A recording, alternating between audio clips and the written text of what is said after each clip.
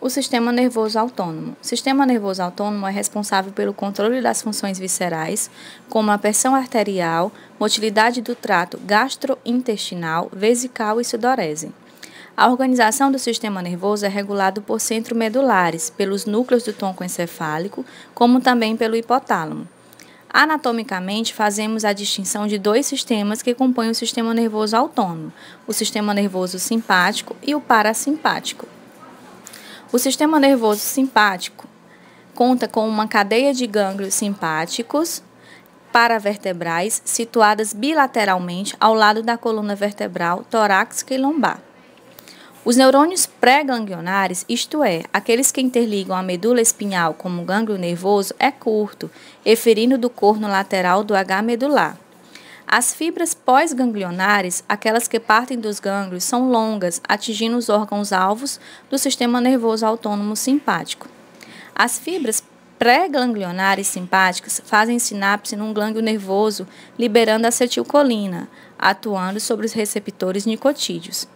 Já as fibras pós-ganglionares simpáticas fazem sinapse com os órgãos-alvos, com liberação de noradrenalina ou adrenalina, atuando sobre receptores adrenérgicos, alfas ou betas, dependendo do tipo de tecido. Apesar dessas considerações, há exceções. As fibras que inervam as glândulas sudoríparas fazem sinapses ganglionares e terminais mediadas por acetilcolina. Outra exceção às considerações anteriores é a inervação da glândula suprarrenal. Há fibras pré-ganglionares curtas, liberando acetilcolina, porém, não há sinapse ganglionar nervosa. A própria glândula suprarrenal atua como um gânglio nervoso, com produção e liberação de catecolaminas. Um exemplo de uma reação do sistema nervoso simpático é uma reação de assalto, onde a vítima a ser abordada, ela vai ativar o sistema nervoso simpático. Agora, o sistema nervoso autônomo parasimpático. Anatomicamente, o sistema nervoso autônomo parasimpático situa-se na porção cranial e caudal da coluna vertebral. Geralmente, as fibras pré-ganglionares são longas, contrário do sistema nervoso simpático, e as fibras pós-ganglionares são curtas, já que os gânglios nervosos nesse sistema situam-se próximo ao tecido-alvo. A maior parte das fibras do sistema nervoso autônomo parasimpático são provenientes do nervo vago. Outros pares de nervos cranianos deixam o sistema nervoso compondo o sistema nervoso parasimpático. É o nervo oculomotor, nervo facial e o nervo glossofaríngeo. Os receptores ganglionares, a exemplo do sistema nervoso autônomo simpático, são colinérgicos, nicotídeos, enquanto que nas terminações os receptores são muscarínicos, subdivididos ainda em diversos tipos, dependendo do órgão envolvido. O descanso, o relaxamento, é um tipo de sistema nervoso parasimpático. Aqui são algumas características do sistema nervoso parasimpático e o simpático. No parasimpático ocorre a contração da pupila, enquanto no simpático a pupila dilata. O parasimpático estimula a salivação, contrai os brônquios, reduz os batimentos cardíacos, estimula a atividade do estômago, estimula a vesícula biliar, estimula o peristaltismo,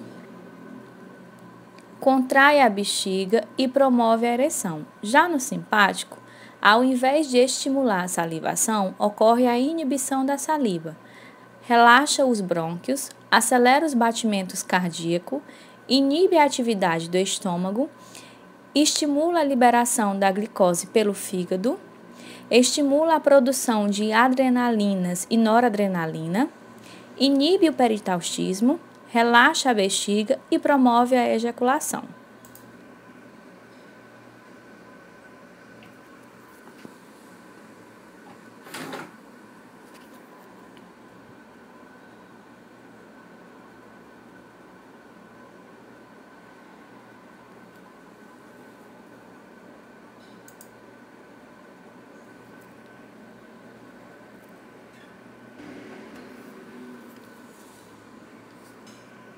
Secreção e remoção dos neurotransmissores.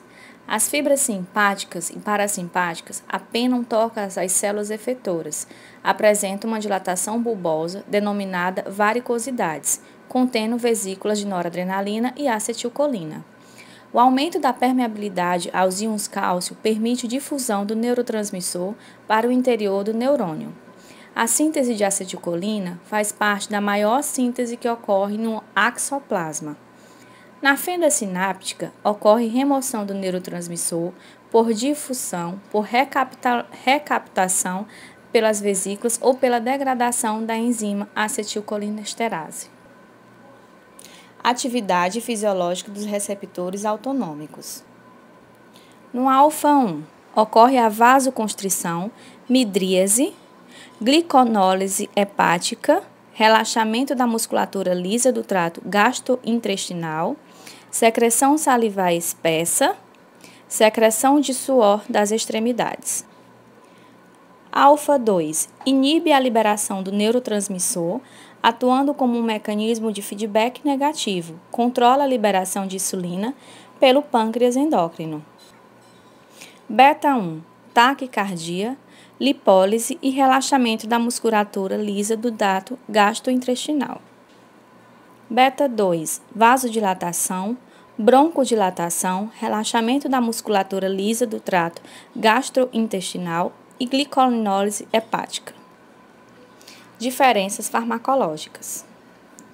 A ação da fibra nervosa sobre o órgão efetuador se faz por meio da liberação de um mediador químico, dos quais os mais importantes são a acetilcolina e a noradrenalina. As fibras que liberam a acetilcolina são chamadas de colinérgicas e as fibras que liberam a noradrenalina são chamadas de adrenérgicas. Os receptores de neurotransmissores que recebem números ímpares na sua identificação, quando ativados, geram efeitos excitatórios. E as receptores identificados com números pares, quando ativados, geram efeitos inibitórios.